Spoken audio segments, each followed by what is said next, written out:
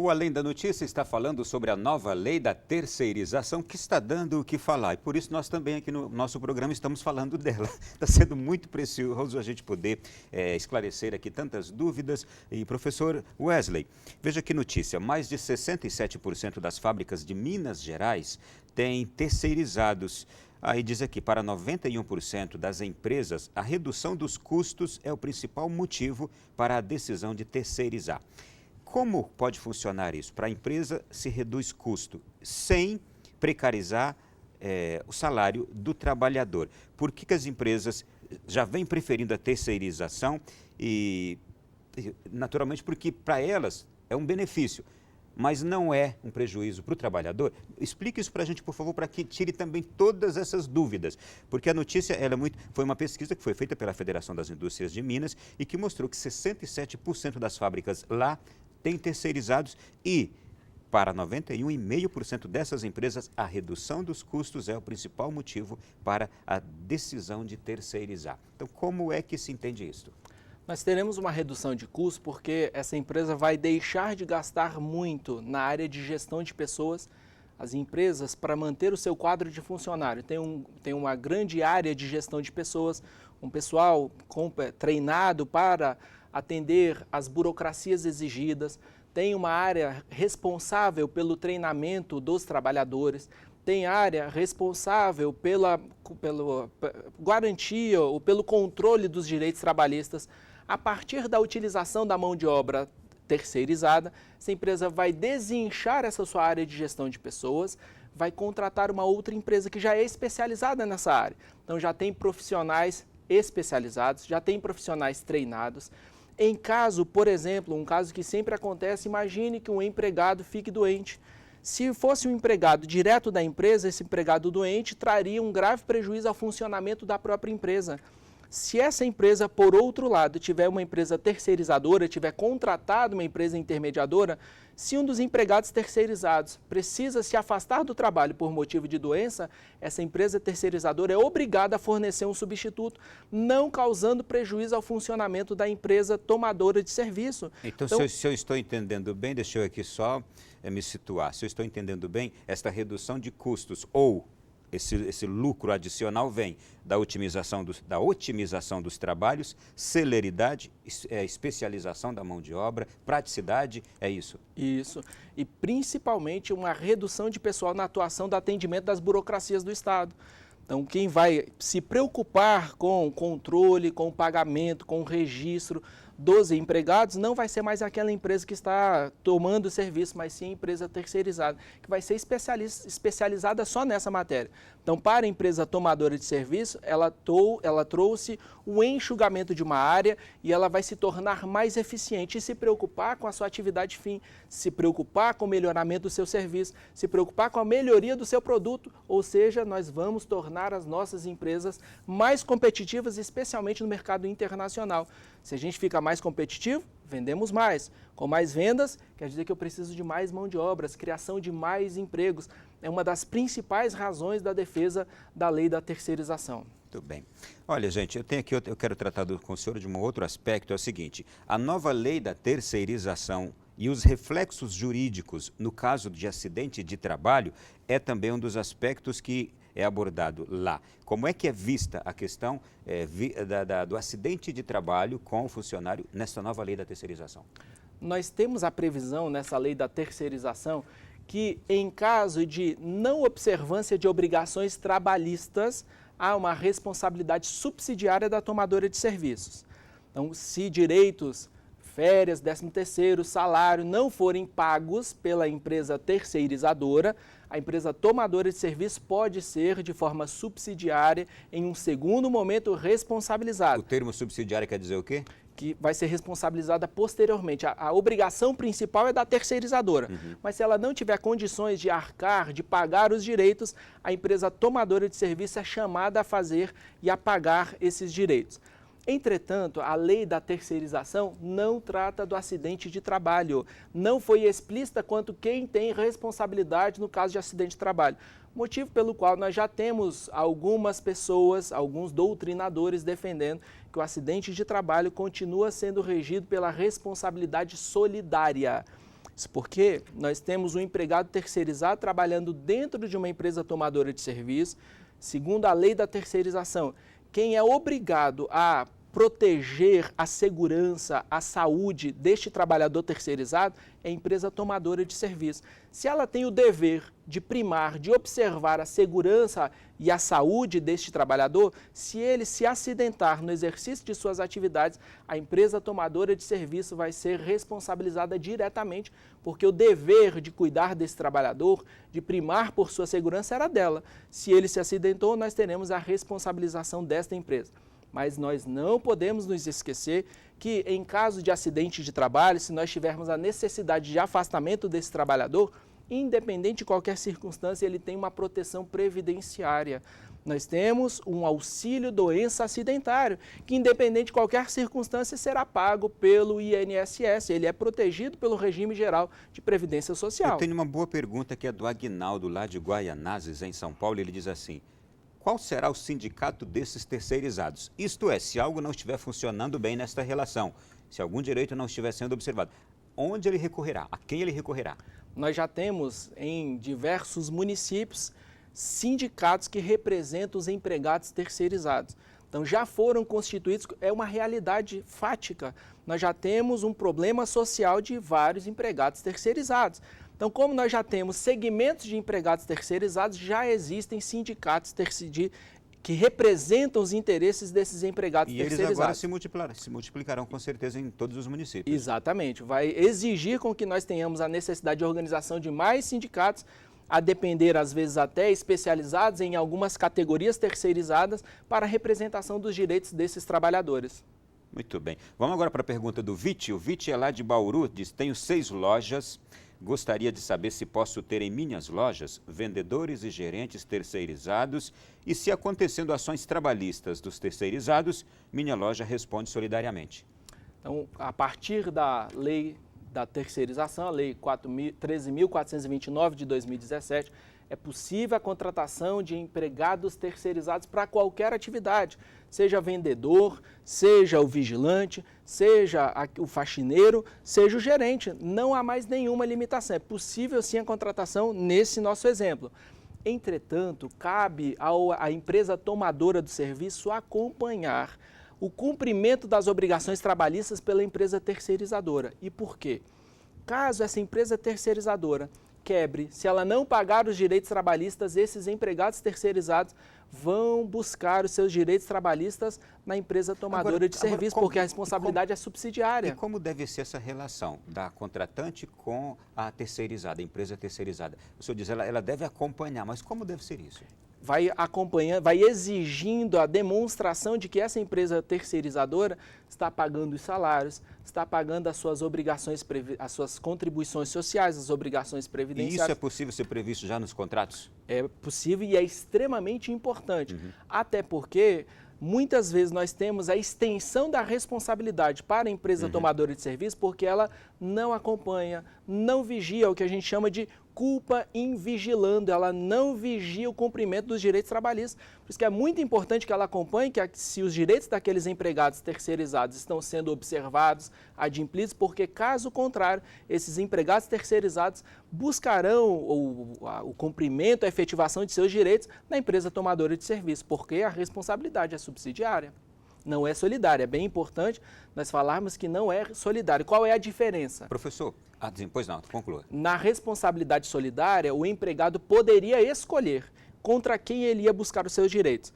Então, ele poderia escolher se buscaria direto da tomadora de serviço ou então da empresa terceirizadora. Na responsabilidade subsidiária, não é possível que o empregado escolha. Ele tem que ajuizar a sua reclamação trabalhista contra as duas empresas, até porque a obrigação principal é da empresa intermediadora da mão de obra, da empresa terceirizadora. Só subsidiariamente, só se ela não tiver como pagar, é que a empresa tomadora de serviço vai adimplir. Que argumento o senhor agora dá para aquelas pessoas que dizem assim, mas isso é uma confusão muito grande? É verdade que é algo novo. Em razão de ser algo novo, vai trazer um certo desconforto. mas é importante que a gente busque o esclarecimento, e esse programa é extremamente importante para dar esclarecimentos à população, que tem recebido diversas notícias de que essas pessoas, a partir de então, não terão mais seus direitos trabalhistas, que isso vai causar precarização, que isso vai fazer com que depois, em caso de rescisão de contrato, ninguém tenha seus direitos observados.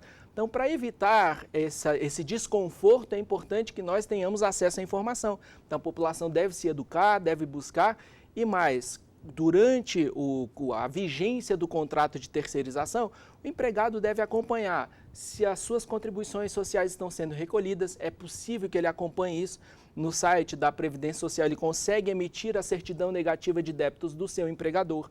Ele tem que acompanhar se as verbas referentes ao FGTS estão sendo recolhidas. Ele consegue acompanhar isso a partir do cartão do cidadão. Então, isso tudo é muito importante. E aqui tem um outro caso também, que é o caso desse acompanhamento. Olha, tem um aqui dizendo assim: o empregado terá direito às férias. O meu filho ficou trabalhando por 7 anos sem férias. Todas as vezes que ele estava para adquirir férias, o contrato da empresa terceirizada vencia e ele era transferido para uma nova empresa. Pois é, então é possível sim, a partir do acompanhamento, e se houver afronta do direito de férias, busque-se na empresa terceirizadora o adimplemento dessa obrigação. Não há o afastamento do direito de férias. Se é bem verdade que essa situação pode acontecer em que ao longo de 7 anos nós tenhamos 7 empresas terceirizadas, mas todas as vezes que ocorreu a rescisão do contrato de trabalho, esse empregado recebeu a verba indenizatória referente às férias que não foram gozadas. Então, embora ele não tenha tirado férias, ele foi indenizado pela não retirada dessas férias. Professor, eu vou acelerar mais, porque as perguntas são tantas, tá? Boa noite, meu nome é Cecília, sou professora da rede privada, estou dentro da lei da terceirização ou não? Ou seja, professores da rede privada podem ser terceirizados?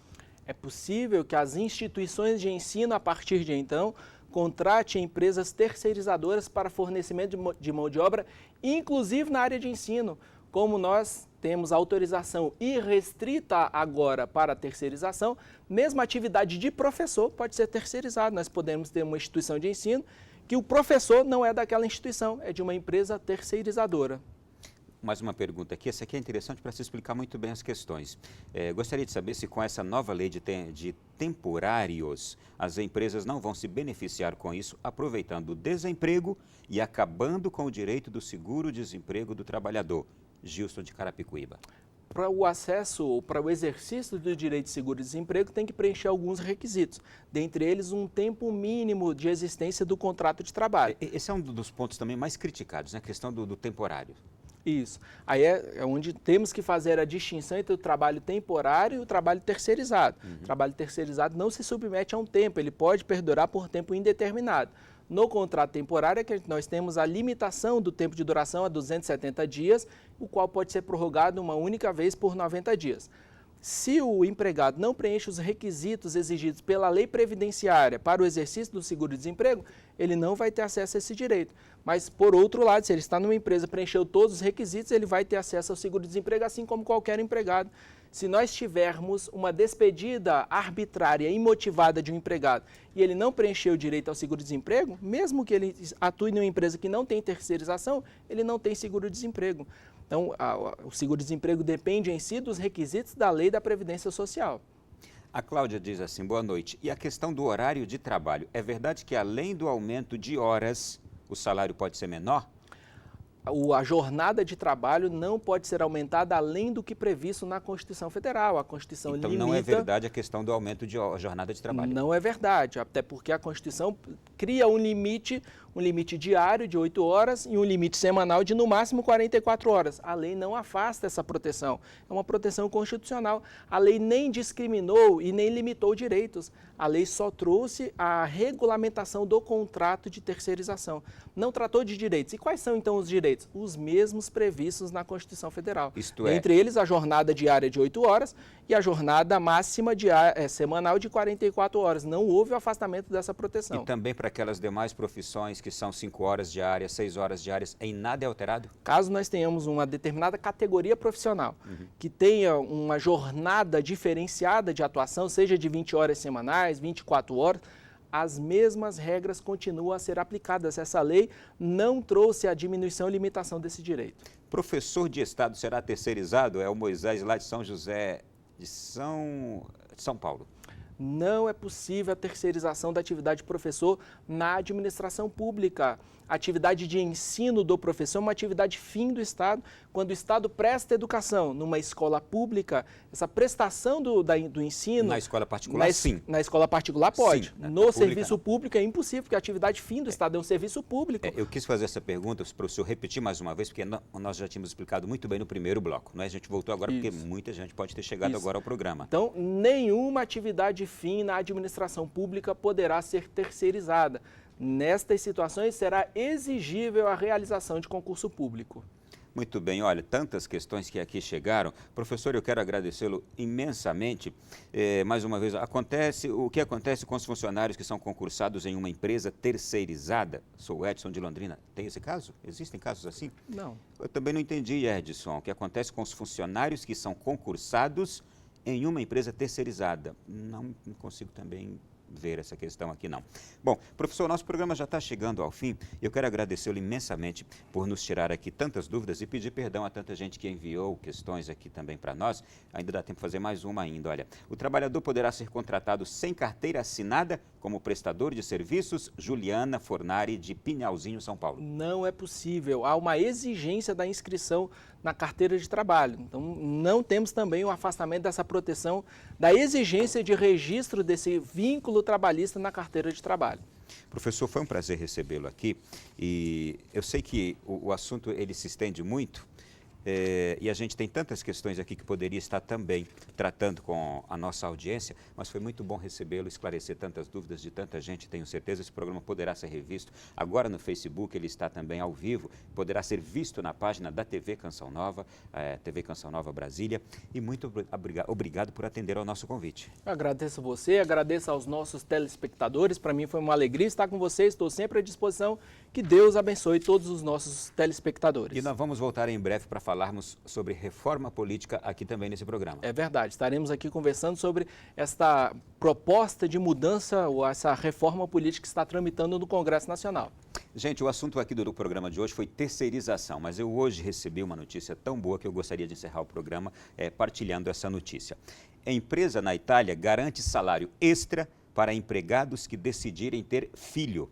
Uma empresa no noroeste da Itália decidiu autorizar a quem quiser ter filhos um salário de 1.500 euros, cerca de R$ 4.900 a mais do que os outros empregados. O proprietário Roberto Brazzali tem 54 anos e 3 filhos. Ele é o administrador do laticínio mais antigo da Itália. A família dele produz e comercializa queijos desde 1784. Os avós dele começaram com a atividade. E por que ele decidiu fazer isso em sua empresa? Dar um salário extra de 1.500 euros. É porque ele chegou à seguinte constatação: estamos em risco de extinção. E os números que o assustaram foram os seguintes: de 2008 a 2015, os nascimentos na Itália caíram mais de 20%. De cada 1.000 habitantes, apenas 7,9 são recém-nascidos. A média da União Europeia é de 10 recém-nascidos para cada 1.000 habitantes. Apenas quis trazer essa reflexão porque nós precisamos pensar muito e responsavelmente que o mundo precisa aumentar a taxa de natalidade. No Brasil ela já caiu muito, está na casa de 1,9. Precisamos também, porque tudo isso incide hoje nessa problemática de previdência, nessa problemática. O Brasil ainda é um país jovem, mas logo, logo, se não aumentar a sua taxa de natalidade, estará chegando nesses índices aqui da Europa, que já está sofrendo com a crise de falta de gente nova. Pensemos nisso. Uma boa noite a todos, continue com a nossa programação e até semana que vem, se Deus quiser, aqui no Além da Notícia.